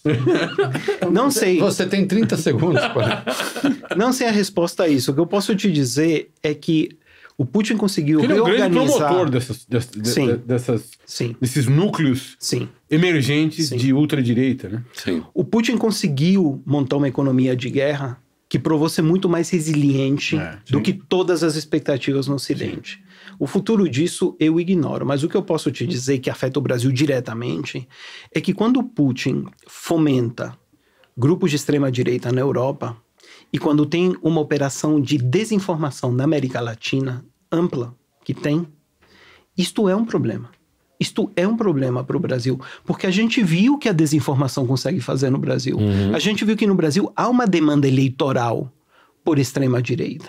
Então a gente não pode fraquejar em relação a isso. Qualquer país estrangeiro que se mete no processo eleitoral brasileiro precisa ser posto para fora do processo eleitoral brasileiro. E não importa se o governo de plantão no Brasil está alinhado ou não alinhado ideologicamente a este governo estrangeiro. E isso vale tanto para qualquer intervenção que os Estados Unidos façam de contra-informação, de desinformação, ou que a China faça, ou que a Rússia faça. O que a evidência sugere até agora é que a Rússia desenvolveu com grande destreza a capacidade de intervir em processos eleitorais com mediação tecnológica, né? Isto eu acho um problemão para o Brasil, o que não significa que o Brasil não deva ter relações com a Rússia e que não deva tentar tirar vantagens da situação que está posta na Europa Oriental neste momento, né? Eu queria um juízo seu sobre especificamente a posição que o Brasil tem adotado em relação à guerra, a Ucrânia-Rússia, acusado aqui e ali de ser excessivamente pró-Rússia. Se é isso mesmo, a seu juízo. E depois eu tenho uma outra questão, que aí em relação ao Ocidente, se não tem uma abordagem absolutamente atrapalhada sobre a questão da Rússia que acabou ajudando a Rússia. Porque essa tese da Europa também de que o Putin, se ele ficar com um pedaço da Ucrânia e depois ele quer avançar para o resto da Europa, ela é insustentável. Ela é insustentável, ajuda a manter a guerra, mas também mantém o status. E isso para a Rússia está ótimo, porque... Está ótimo, não está ótimo, mas ninguém vai lá fazer o Putin botar o rabo entre as pernas, porque isso não vai acontecer. Porque objetivamente ele tem como não fazê-lo e pronto, não é? Afinal, o arsenal dele é bastante forte, né? O que eu quero dizer é o seguinte, a perspectiva puramente realista em relação à guerra da Rússia vai acabar ficando para o Trump, o Ocidente vai acabar dando isso para o Trump de presente, a Europa vai acabar dando isso para o Trump de presente? Acho que não vai ter muita opção, né? Eu concordo certamente com a ideia de que o que a gente viu o Putin fazer é o resultado de muitos anos de políticas mal pensadas do ponto de vista do Ocidente, de não cumprir os compromissos assumidos com a Rússia. Agora, isto, Reinaldo, não significa que o Putin não seja um criminoso de guerra. Sim, completamente. As duas coisas podem ser verdade ao mesmo tempo. E, portanto, a gente pode acreditar que sanguinário, carniceiro, Putin uma coisa está horrível. reagindo a este processo e que a guerra é uma ilegalidade absoluta. E que se a gente se revolta com o que Israel faz em Gaza, é nossa responsabilidade moral e decência mínima nos revoltarmos na mesma medida com o uso de violência indiscriminada contra ucranianos. E isto eu acho o governo não fez. O governo adotou uma política pró-Putin. É admirador disto. É a escolha do governo, naturalmente. Agora, uma coisa não invalida a outra, né? Agora, tendo em vista que o Putin, como você bem disse, tem os recursos materiais para negar ao Ocidente ascendência sobre a Ucrânia, o que o Putin está fazendo é reconstruindo uma esfera de influência que a Rússia havia perdido com o fim da Guerra Fria. Se isto vai trazer estabilidade ou instabilidade, para mim não é absolutamente claro. Tudo indica que o Trump tomará isso como um sinal de estabilidade. Cria-se uma nova cortina de ferro, que vai ser na Ucrânia, no meio da Ucrânia, provavelmente. Tratado de alta. O Ocidente não vai empurrar mas não vai haver processos de acessão à OTAN ou à União Europeia para países que o Putin considere, ou qualquer sucessor do Putin, considere essenciais ao interesse nacional russo, e aí se cria um novo equilíbrio. Esse é o cenário positivo, né?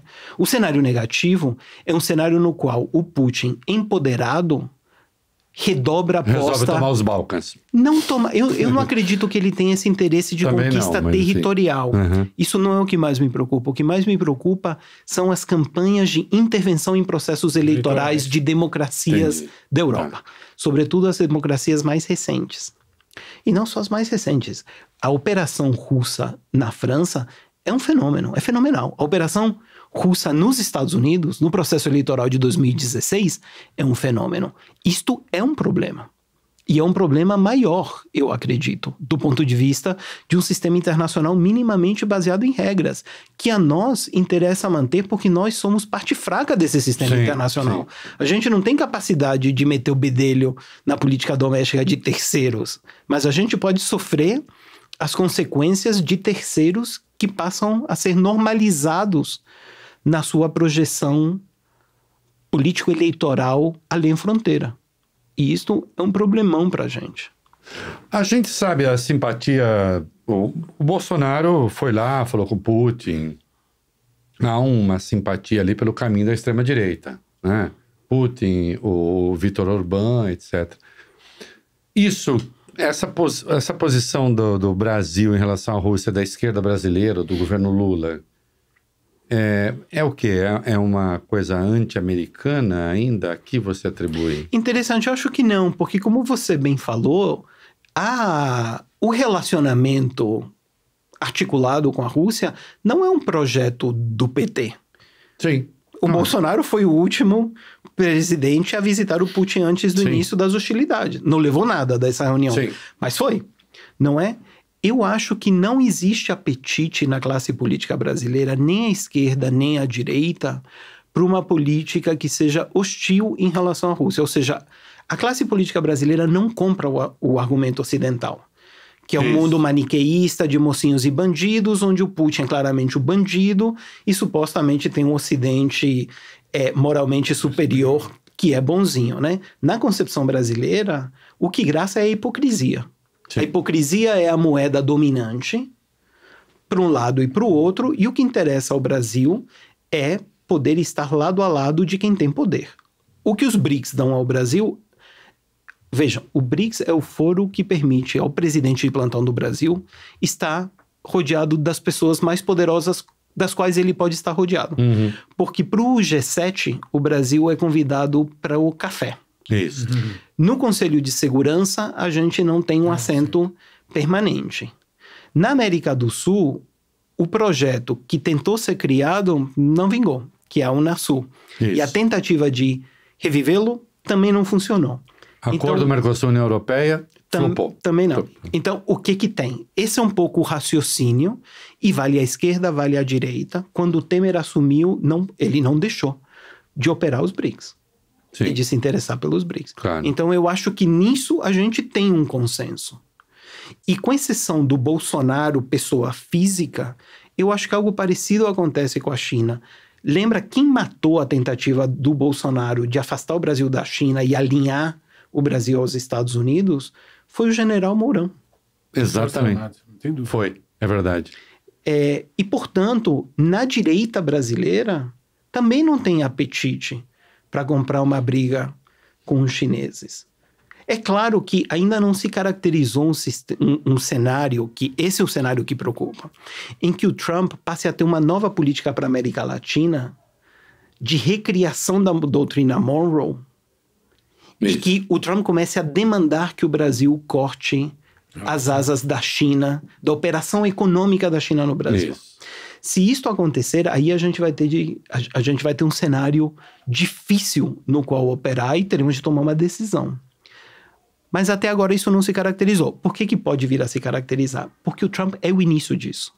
O Trump é o primeiro presidente americano que diz: existe uma nova realidade, existe uma potência extra-regional aumentando a sua influência na América Latina. A última vez que isso aconteceu foi a União Soviética, com a Revolução Cubana em 59. Quando aconteceu antes disso foi a Alemanha no fim do século XIX, a Alemanha imperial e depois a Alemanha nazista, com grande projeção econômica, diplomática na América Latina, e o Trump é o primeiro presidente americano que, na nossa era, dá nome aos bois e diz: a China na América Latina é um problema. E se vocês se lembram, ele manda os 2 secretários de Estado dele, o Pompeo e o Tillerson, manda para a América Latina pedir para os países não permitirem a China participar das licitações de 5G. Isso, exatamente. A decisão do governo brasileiro de direita, à época, foi ignorar a demanda americana. Isso. A pergunta que fica agora é: o novo Trump que virá soft desse jeito, pode mandar um secretário de Estado chiar e a gente ignora e tá tudo bem? Ou se a gente ignorar, a gente será punido?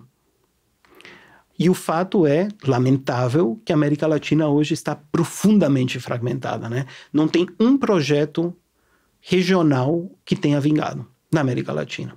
E como a gente está muito dividido, não haverá respostas coletivas.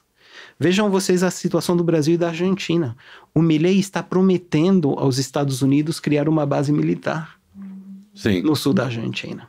Isto é um problemaço para o Brasil, porque isto põe o Cone Sul no radar do Trump. Sim, claro. E é por isso que eu acho que uma das prioridades absolutas deste governo em diplomacia deveria ser construir o cenário da contenção do Trump.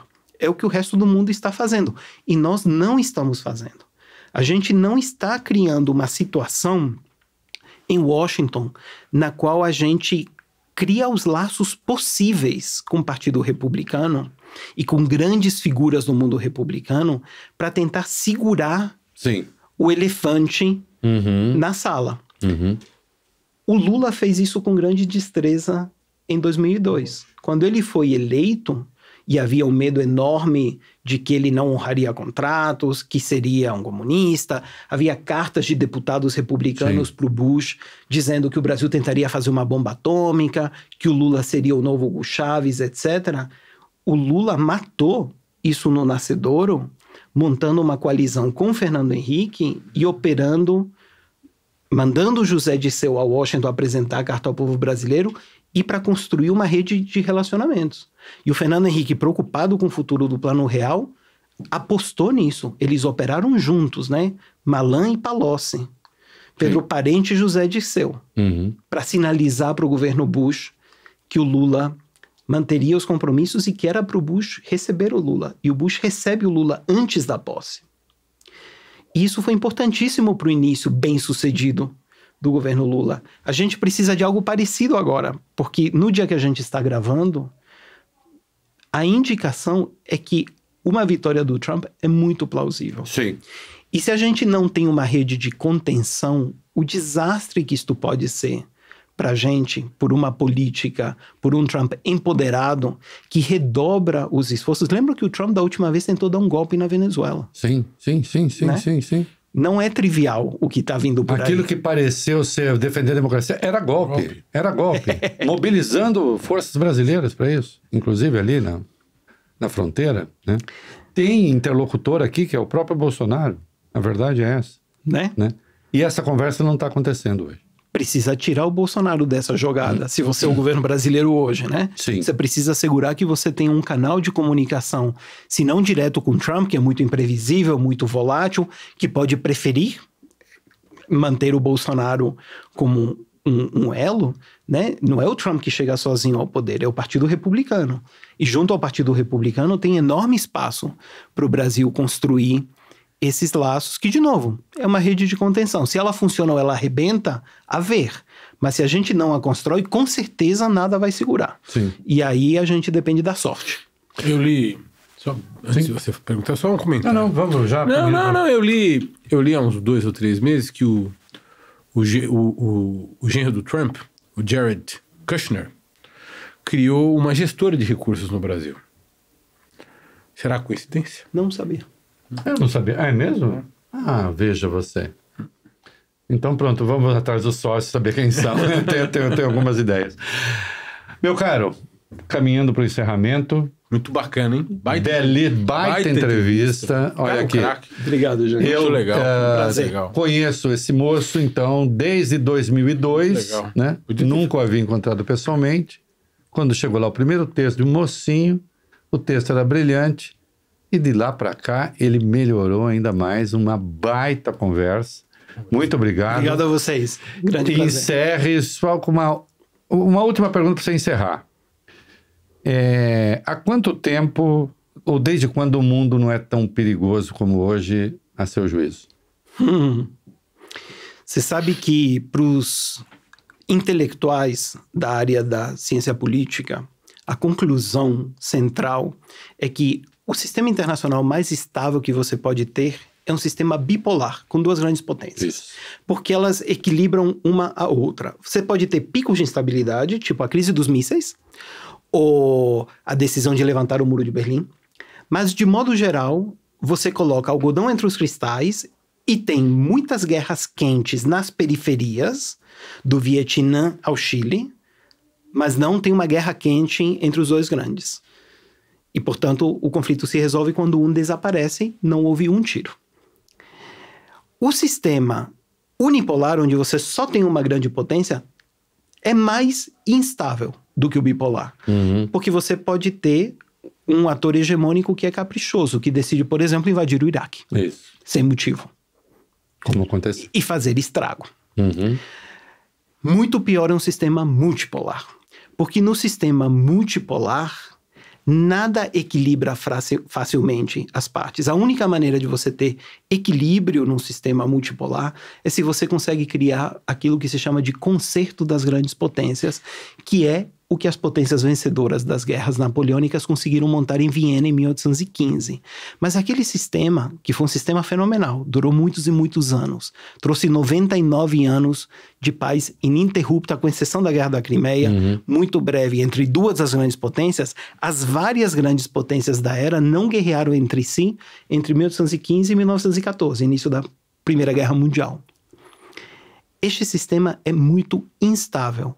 A maneira de você resolver a instabilidade é você ter contato intenso entre as lideranças das grandes potências. A gente teria de imaginar Biden, Putin e Xi Jinping irmanados, se conversando constantemente para impedir que um pegue o outro de surpresa. O que traz a guerra é um pegar o outro de surpresa. Isso. Ou um fazer o movimento que outro interpreta como uma tentativa de ganhar espaço. Hoje a gente não tem isso. Virtualmente não tem comunicação entre Moscou e Washington. A comunicação entre Washington e Pequim é péssima.